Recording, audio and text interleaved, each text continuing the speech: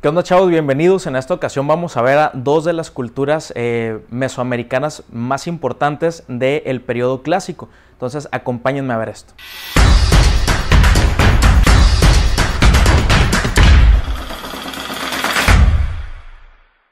La primera de las civilizaciones que vamos a ver, o de las culturas mesoamericanas, es la cultura madre, se conoce como los olmecas.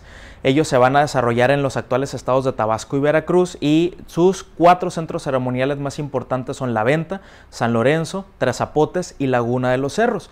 Los olmecas se alimentaban de peces, algunos mariscos que encontraban en la costa o en los ríos y los lagos.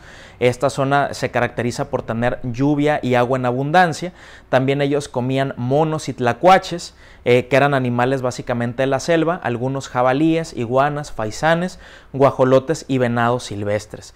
Se ignora cómo se llamaban a sí mismos, y entonces los pueblos náhuatl ya posteriormente fueron los que empezaron a determinar cuál iba a ser el nombre, ¿no? Entonces el nombre olmeca significa habitantes del país del hule. Ellos tenían dentro de sus principales dioses al jaguar, representaba una criatura mítica que estaba relacionada con el mundo oscuro, el mundo frío, nocturno, lo húmedo, algo así como el inframundo. Ellos fueron los primeros en crear como principios de urbanismo, porque empezaron a hacer taludes y empezaron a hacer basamentos piramidales y algunos centros ceremoniales, y sobre esos taludes o centros ceremoniales empezaron a edificar algunas construcciones. En esta región abundan árboles que se conocen como el árbol del hule, del cual se obtenían los insumos para poder elaborar las pelotas del juego de pelota. Entonces, como vamos a empezar a ver en las imágenes, tenemos ahí, por ejemplo, las cabezas colosales olmecas. Todas tienen las mismas características. Número 1, son aproximadamente 17 cabezas colosales, pesan aproximadamente unas 20 toneladas, están elaboradas en una sola piedra, en una sola roca. Todas tienen casco, tienen orejeras. Todas las cabezas colosales olmecas presentan los mismos rasgos físicos, que es el ojo rasgado, que se conoce como pliegue epicántrico. Tienen pómulos grandes, la nariz también es muy grande, los labios son carnosos, lo cual es como nos pudiera permitir saber que todavía el hombre que generó la cultura olmeca no estaba al 100% desarrollado tal cual nosotros lo estamos hoy en día, sino que tenía algunas características o algunas nociones más o menos pues como de rasgos africanos o de rasgos simiescos, ¿no? Vamos a empezar nosotros a ver también ahí en pantalla, tenemos un ejemplo de un altar olmeca. El altar olmeca tiene un saque, así se llama, que representa una cueva. Esa cueva tiene saliendo de sí a uno de los dioses del inframundo, y que está sosteniendo a un pequeño bebé muerto. En la siguiente imagen se va a ver con más claridad, donde está saliendo el dios del inframundo y tiene sobre su cabeza un tocado de calavera y está sosteniendo una cuerda, que significa básicamente que el señor del inframundo está sosteniendo o está delimitando la vida de la muerte. Entonces este tipo de esculturas o representaciones es muy característica de los olmecas. Vamos a ver también algún tipo de figuras olmecas. Tal vez si ustedes las están observando en este momento pueden darse cuenta que tienen rasgos asiáticos. Existe una teoría que dice que los asiáticos fueron los primeros en llegar a colonizar esta zona de Mesoamérica, y entonces por eso el parecido hacia los asiáticos. Hay otra de las posibles teorías que dice que como el hombre llegó por el estrecho de Bering, Bering está en la zona de Siberia, y entonces esta región pues es asiática, y entonces todavía conservaban los hombres de aquel entonces pues estos rasgos un tanto asiáticos. Entonces podemos ver estas figurillas que tienen el pliegue epicántrico, que es el ojo rasgado, tienen los labios carnosos, tienen los pómulos grandes, y las figurillas también presentan casco. Entonces es una característica de los olmecas. Pueden ver ustedes también una representación del jaguar, que también tiene el pliegue epicántrico rasgado, tiene las fauces abiertas, también un tanto como tipo dragón oriental, y vamos a poder ver también que en las esculturas de los olmecas también hay rasgos asiáticos. La que estamos presentando ahorita, por ejemplo, es conocida como la del gladiador, por la posición en la que está la figura, y entonces la escultura también tiene el ojo rasgado y tiene rasgos y facciones asiáticas o chinas, ¿no? Incluso muchas personas así así lo identifican, ¿no? La última de las representaciones que vamos a ver de los olmecas es esta escultura que se conoce como el Señor de las Limas, y entonces el Señor de las Limas está sosteniendo a su bebé muerto. El Señor de las Limas también presenta el ojo rasgado o el pliegue epicántrico, y como podemos ver en otras de las panorámicas o de las perspectivas del Señor de las Limas, también el hijo que sostiene, que tiene ya la faz de la muerte, ya de haber pasado al inframundo, también tiene estos rasgos asiáticos. Entonces ahí están los olmecas. También dentro del periodo clásico se va a desarrollar otra cultura u otra civilización, que son los zapotecas. Los zapotecas son conocidos como el pueblo de las nubes. Su principal centro ceremonial es Monte Albán. Ellos se desarrollaron en los montes centrales de Oaxaca hacia el año 800 a.C. y entonces Monte Albán es una zona muy elevada en la ciudad de Oaxaca. Prácticamente las nubes están al alcance de la mano, y entonces por eso ellos se denominaron los habitantes de las nubes, o el pueblo de las nubes.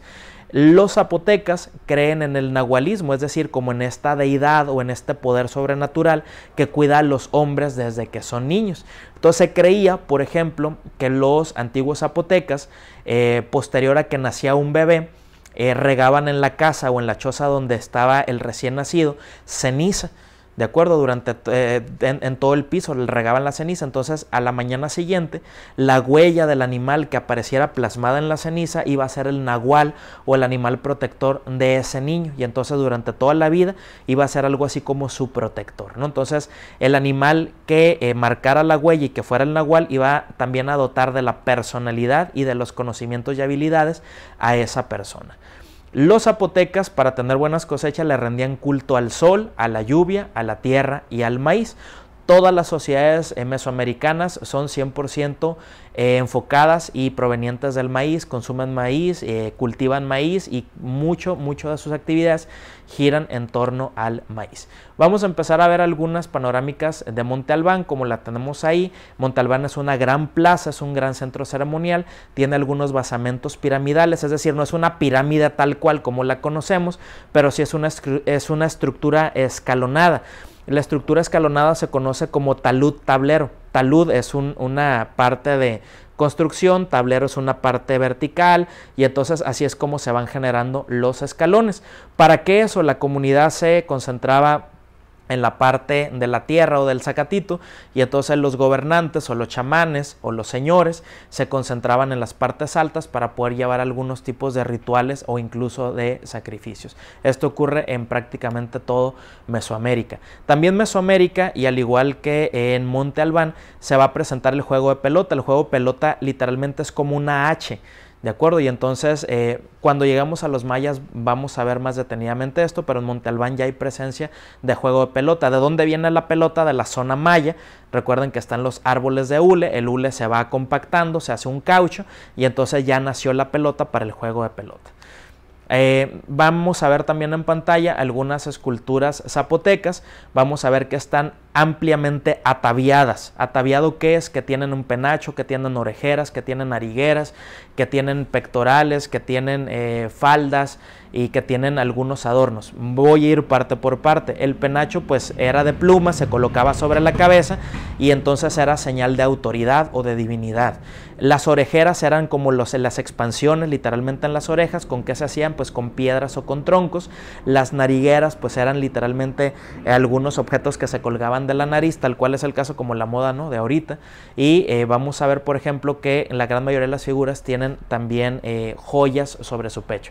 Si vemos la figura, por ejemplo, la que se está apareciendo ahorita en pantalla, es de uno de los gobernantes. Tiene el penacho, tiene un bastón de mando, tiene las sandalias colocadas y tiene la cabeza de un sacrificado en su mano izquierda.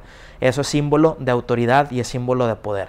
Las otras dos figuras centrales que representan mujeres, vamos a ver que tienen una especie de falda y que tienen simbolismos de flores, ¿no? Entonces, lo cual pues se atribuye a que son deidades femeninas. Entonces es muy complicado en la piedra o en el barro desarrollar este tipo de técnicas, porque pues requiere mucha precisión, y en Mesoamérica se logró alcanzar este grado de especialización.